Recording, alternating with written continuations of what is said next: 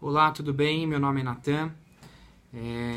Eu sou relativamente novo aqui no YouTube, falando sobre um tema diferente de música. No caso, nem falei sobre isso. Nesse meu canal aqui você vai encontrar vídeos de temas variados, vai encontrar vídeos em que eu canto, em que eu toco um pouco de violão, mas eu tenho um lado muito voltado para o entendimento do nosso momento político do país, em que eu acredito que é importante que todos tenhamos uma consciência de quem nós vamos eleger e saber quais são, de fato, as propostas concretas daquele candidato. Bom, eu inclusive trabalhei nas eleições, fui mesário e acho importante contribuir para o país de alguma forma, e eu vi como algo interessante a se fazer e contribuir ali na sessão eleitoral, ajudando as pessoas, principalmente pessoas mais idosas, né, a conseguir chegar até a urna com tranquilidade, orientando da forma correta, sem dar qualquer tipo de orientação no sentido do candidato que vai votar, mas sim levando a pessoa até a urna eletrônica. Então, lá na sessão eleitoral, votaram pessoas acima dos 90 anos de idade, o que é algo muito, muito legal.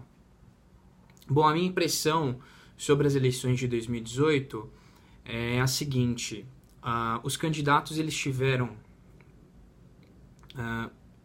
um discurso muito voltado para pautas morais, pautas que dizem respeito à opção sexual, no caso, orientação, opção sexual, sobre a questão de negros, índios, a questão de cotas. Ou seja, foi o tema que a população, de certa forma, acabou também abraçando, entendendo como importante para eleger o seu candidato.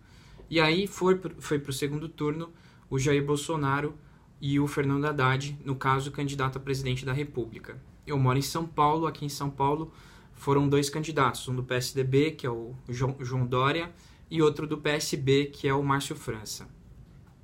Bom, o que eu entendo importante, que eu acredito que esse seja o principal aspecto de mudança para o nosso país a partir de 2019. O investimento em educação de base. O ranking que mede o nível de educação dos países se chama PISA. E nesse ranking, que é um ranking feito no mundo inteiro, o Brasil ele está numa posição muito ruim. Eu não sei exatamente qual é a posição, mas em algumas notícias que eu acompanhei, eu vi que o nosso país não tem um bom desenvolvimento nas matérias básicas, como matemática e português.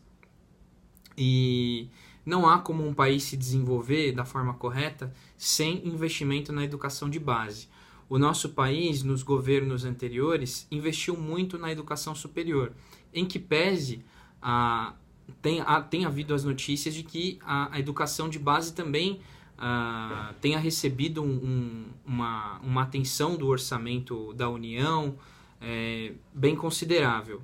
Então, deve ter algum problema de gestão nesse sentido também. A minha esposa trouxe aqui um estudo a respeito do resultado no Programa Internacional de Avaliação de Estudantes, que é o PISA, né? Que é a sigla em inglês. E a última pesquisa aqui mostra uma queda de pontuação em 3 áreas avaliadas: ciências, leitura e matemática. Nessa queda de pontuação, também houve uma reflexão, houve um reflexo, no caso, desculpe, sobre uma queda, a respeito de uma queda do Brasil no ranking mundial. O país ficou na 63ª posição em ciências, na 59ª em leitura e na 66ª colocação em matemática. Ou seja, esse tipo de ranking, ele demonstra exatamente aonde está o problema, né? é um ranking de 2018 mesmo, a Juliana que me ajudou, a minha esposa, demonstra de fato que o nosso país não tem gerido bem esse investimento na educação de base. E também precisa de mais investimento em educação de base. A educação no ensino superior, ela é importante, claro que ela é. O investimento em pesquisa no ensino superior é importante, em tecnologia, claro que é. Mas não tem como promover, principalmente, um melhor desenvolvimento da criança e do adolescente sem investimento nessas pessoas. Os professores também que dão aulas na escola infantil, na escola para o ensino fundamental, para o ensino médio, também precisam de mais incentivos para o desenvolvimento profissional. Professor de história, de matemática, de geografia, de português. Veja bem, a colocação em leitura do país, ela é, na 66ª, é muito ruim. Isso significa que o nosso país tem investido pouco no desenvolvimento de políticas públicas também que insiram o jovem e a criança nesse mundo da leitura, que é importantíssimo para que você fale melhor, se expresse melhor, para que você tenha uma melhor comunicação verbal, não só no seu trabalho, mas também, não só na sua vida profissional, mas também no seu dia a dia. Tem pessoas que têm dificuldade para conseguir transmitir aquilo que elas querem passar para o outro, para o seu ouvinte. E isso é uma coisa básica, a comunicação verbal é algo que é do dia a dia.